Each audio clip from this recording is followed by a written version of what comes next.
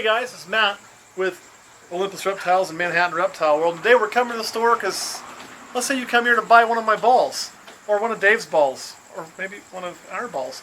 So first thing you do, you pick your snake. So let's say we pick this beautiful pied right here. Now, I'm cheating. Okay, this pie's not for sale. This is one of our holdback ropes for a breeder. But let's say you found your ball python. Maybe it's normal, maybe it's a lesser, maybe it's a pied, whatever we got laying around. Or maybe you already have one and you just want to set that snake up. So you come in, let's get some equipment. First, we'll come over here to our left, and we have our wall of cages. You got a couple different options. You can buy one of these pre-ready to go snake kits, but honestly, I wouldn't do that. We sell them a lot, and some of the stuff in here is really good, but I think we can put together something a little bit better for you. So let's look right here, 20-gallon long. I really like these cages. Now, for those of you who are going to be like, you keep your balls in a rack. I do. This is more for if you're wanting to set up a single snake as a pet, as I try to break stuff. You go with these cages, they're really nice because it's a sliding locking screen lid, so it's really secure. It's not made to hold water, but it is made to hold reptiles. So I really like these 20-gallon long cages. They'll hold a snake like this forever. Now you're going to need to put some substrate in there, so let's come down here. We have a whole rack of it. You can pick, look, it's pretty, it's purple, look how good it'll look. No, don't buy sand for your ball python. Bad idea. I really like the coconut-based stuff. We're going to start carrying a product called Reptile Prime here very, very soon. I can't wait to get it. You guys know it's my favorite. We're still waiting to be able to order it. Hi, you little feisty monkey. It just tried to bite me. Did you see that?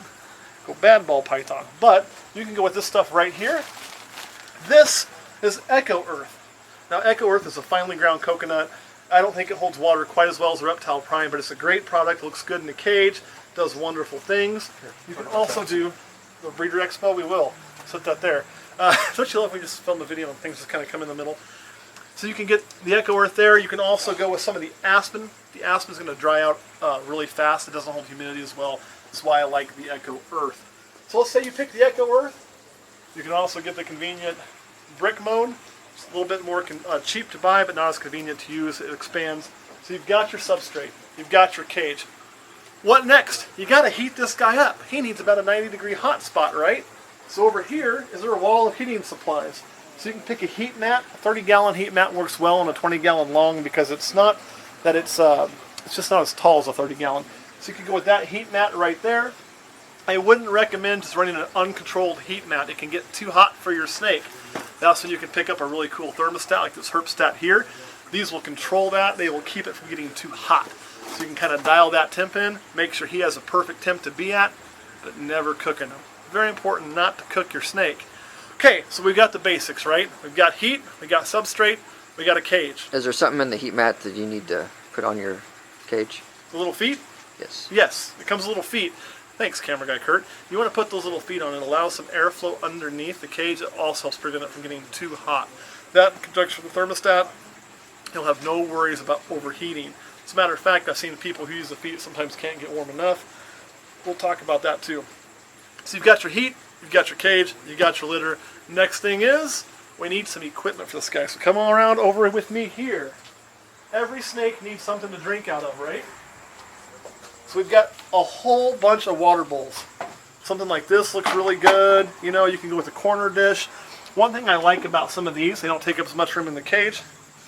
And look at that. You can kind of fit in there. You're thinking, well, that's kind of dumb. Sometimes they like to soak, especially when they're going into shed.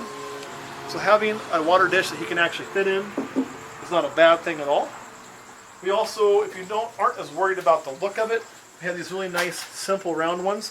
These are very heavy duty, and again, the snake will fit right in there, no problem. So I really, really like those. You can go a little cheap and get a plastic one like this. This is better for like a baby ball python. I wouldn't recommend it for an adult. It's just not quite big enough. But for a baby, you know, you're going to like have to get rid of it and expand. This is a good way to go.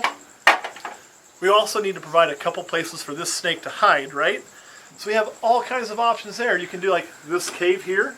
This would be too big. You want something pretty tight they can kind of feel secure in. You could go that route. You could go with some of these hides over here that we have. We've got some of your traditional log hides. A lot of people don't like them, so to make sure they don't get moldy, they do good. We have the ceramic ones over here that do better. Some more water bowl choices. I like these. They're very naturalistic looking. This is what I run in Reaper's cage. So it looks familiar. That's why, because I got it here from my own store. It works great.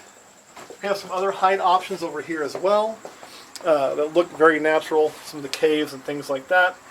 And you can also get some of this wood if you just want to dress up your cage. Ball pythons aren't big climbers, so it's really not overly necessary. But if you just wanted to make it look pretty, you can do that. Same with the hanging plants. You can put them in there. Really not going to climb in it, but it does offer some security from people seeing them. They like to feel hidden and secure. They don't want to be exposed, okay? The more secure they feel, the better. I'd put 2 hides in there, one on the warm side, one on the cool side, to give them a little bit of area to play in. So let's see, we have our water dish, we have our cage, we have our hides, we have our heat, we have pretty much everything we need, right? Let's say you're not warm enough. Let's say it's just, you know, maybe you're like me, you like your house a little cool, and you're not having enough heat in there. You have to run supplemental heat. You'll need to put this into your thermostat as well. So you don't ever want anything not controlled. I really like these guys here, and here's why. It puts out no light, nocturnal animal, so no light, pure heat, and you can put this on there, plug it into your thermostat, set everything up, and be good to go. You may also want to get some gauges to kind of read what you have. The ones I like for temperature reading are these guys right here, the digital thermometer ones. They work great because they actually have a probe on it you can place where you want and get an accurate temperature right where you want. So I suction cup that down over the hot spot and you're ready to rock. All right, the other thing, we step around here really quick. I know I'm running really fast. This is something that old Scaly Dave wanted me to mention. If you need to get all this equipment and you live close to the area, you can come on September 3rd, 10 a.m. to 6 p.m. to the Kanza Reptile Expo, and all this equipment and a lot more is going to be there. It's going to be discounted. It's going to be show price. And not to mention, you can get a ball python like this, and then you can get some equipment for it like this. And that is how we would recommend setting it up, again, a single snake. This isn't a breeder setup or a working setup. This is if you wanted to set up a single snake to look nice and have on display. And you couldn't pick a better animal than a pied for that. I mean, it's one of the originals, still awesome. You guys know how I feel about pieds. This one's got one little black freckle right there. Always like, what is that? It's actually a skin tone, just one little dot. All right, guys, any questions, camera guy Kurt? Nope. Okay, if we forgot anything in our setup, let me know. I think we got it covered because you got hives, you got heat, you got water, you got substrate. What more could we possibly need, right? We missing anything you can think of? Food. Food. Feed them once a week, appropriate size meal. And I like to feed live. You can feed frozen thaw if they'll take it. And this guy here, people would say, well, what size would you feed? I would feed this guy right here small rats. You know, I wouldn't go medium yet. It's about the thickness of him, but he could take a small rat, no problem at all. All right, any other questions? Nope. All right, guys, thanks for watching. Again, if you are near the area or want to come down and check us out, we'll be at this show. We'll have a display at this show as well, including some of our native venomous species just to kind of show people. And we'll be here vending as well as Manhattan Reptile World. So come on out, check us out, have a good time. Face painting for the kids usually. All right, guys, we'll see you next week.